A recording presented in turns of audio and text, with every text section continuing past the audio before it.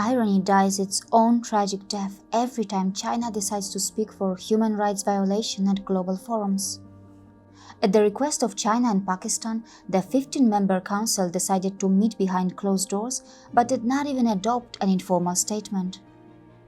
India has consistently maintained that the defanging of Article 370 is its own internal affair. Poland is among the 10 non-permanent members of the United Nations Security Council.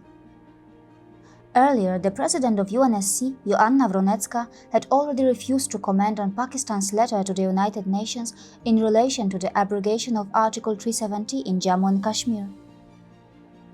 Strangely enough, Poland finds itself at the center of a diplomatic tussle between the two Asian nations, a development that nobody would have expected. So why did the UN reject Pakistan and China? Is it because of India's proactive diplomacy? Or is it because the world is more comfortable choosing India over Pakistan? Or is it because of Pakistan and China's own respective track records, which are far from perfect? Enemy nations tend to push separatist sentiment within one another in order to weaken their opponent, and India is an unfortunate victim. The global community is well aware of such developments. The global community is also aware of what is happening in Xinjiang. In July 2019, 22 nations from all over the world came together and issued a joint letter to the UN High Commissioner for Human Rights and the President of Human Rights Council.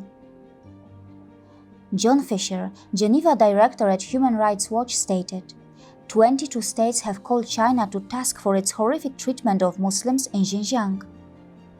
Governments are increasingly recognizing the suffering of millions of people in Xinjiang, with families torn apart and living in fear, and the Chinese state that believes it can commit mass violations uncontested.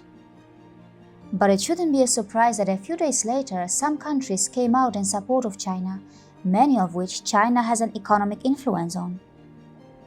Ambassadors from countries like Pakistan, Egypt, Cuba, Algeria, Nigeria, Angola, and Togo praised the human rights situation in China heavily by releasing a joint official letter.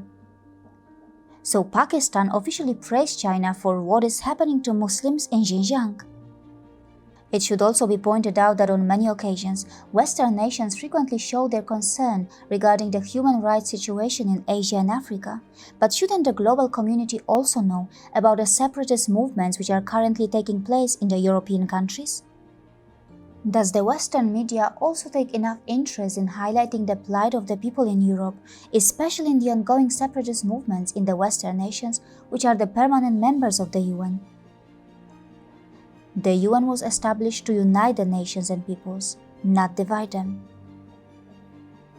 Before interfering in other countries' affairs, shouldn't the permanent members of the UN also look at what is happening in their own countries?